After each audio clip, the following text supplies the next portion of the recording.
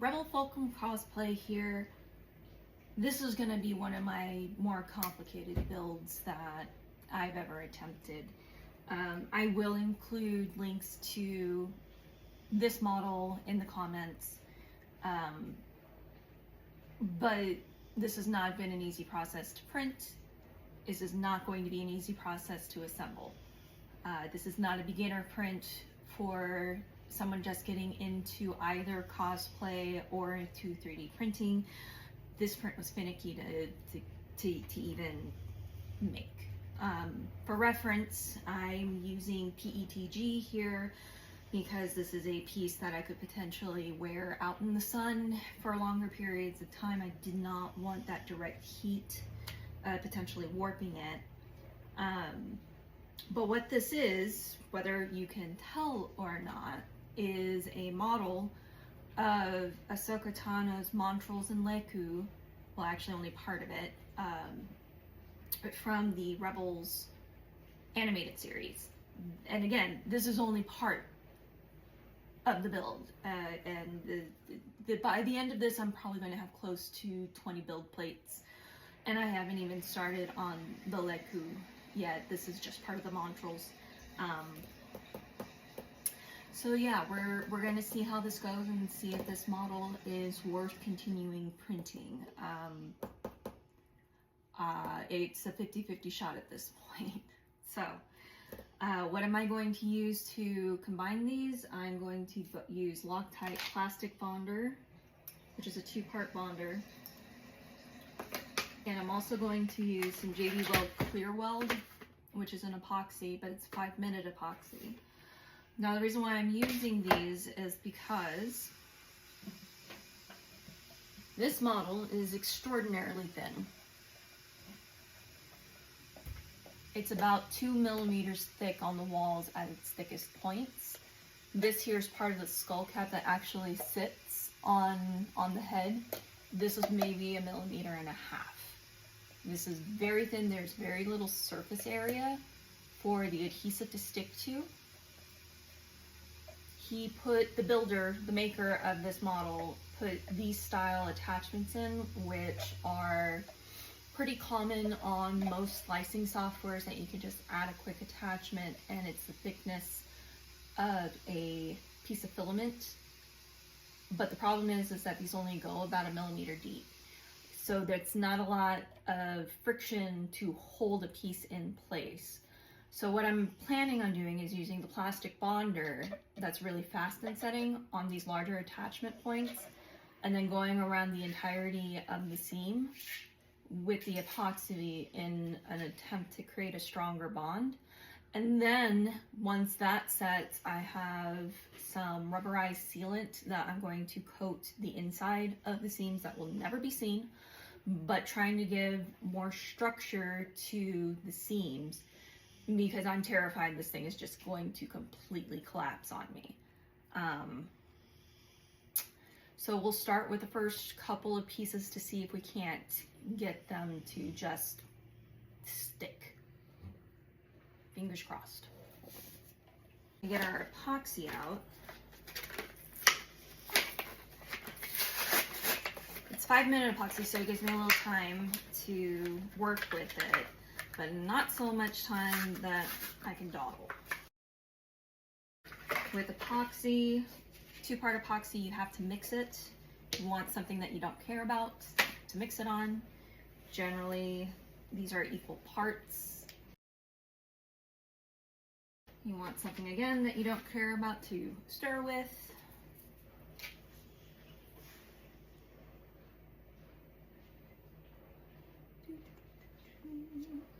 This is one of those that it doesn't actually have on the syringe here how long to mix it for, but as you can see, it comes out in equal parts.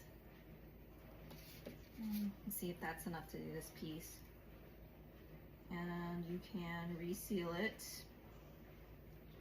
like so.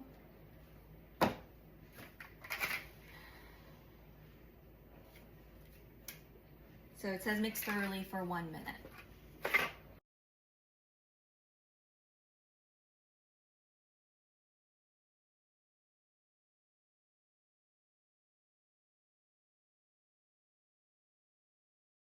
expected. So this is a piece that I already added a couple pieces of filament to the 2 points of contact. I'm actually going to trim this one back because, like I said, he made them quite shallow, and this is actually too long at this point.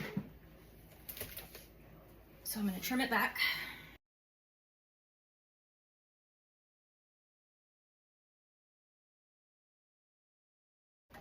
That is the wrong horn. That is the right horn. So I had to figure out which way these cut pieces went. This odd shape in the front here goes towards the front. We're just going to see if we can't make these line up a little bit better.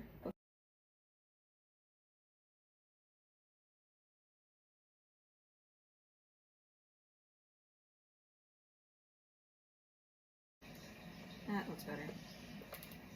And that lines up better. So what you want to see is your model line up nicely.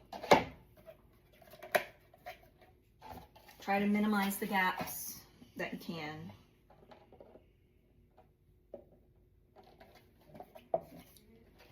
Did I mention this type of attachment point is a pain in the butt? It is. Not my favorite. That one's in and that one's in. So they fit, they just don't hold very well.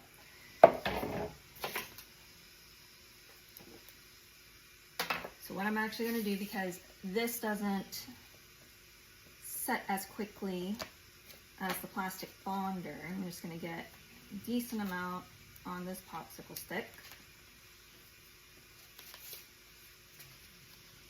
And I'm going to come along the thin edge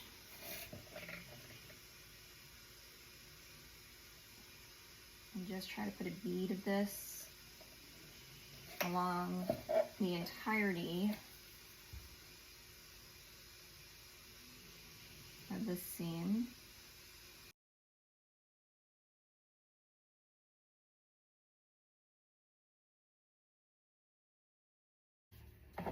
Then the activator for the plastic bonder, I did this in a different video. The activator is a marker.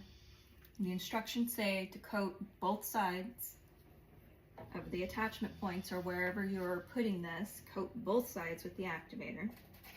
So we're just going to do a big color job on the 2 points on both sides of this.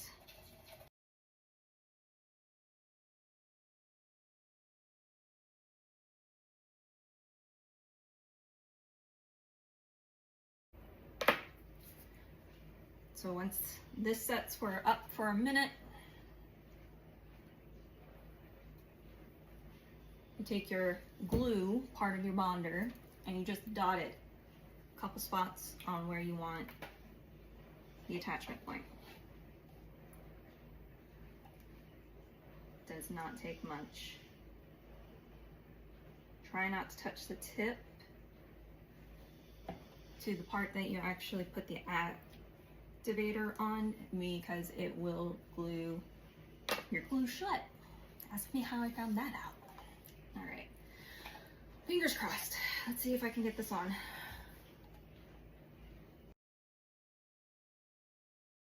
I'm gonna add just a hair of pressure. It's lined up as best as I can get it. The plastic bonder only takes about 30 seconds to adhere. That's why I used it on those big attachment points in an attempt to hold this so I don't have to hold this for the full 5 minutes of the epoxy.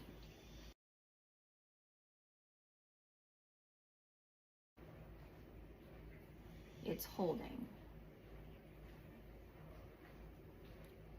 I like the lineup.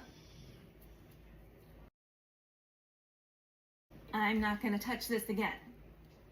And I'm just going to let that set for the 5 minutes and come back to it.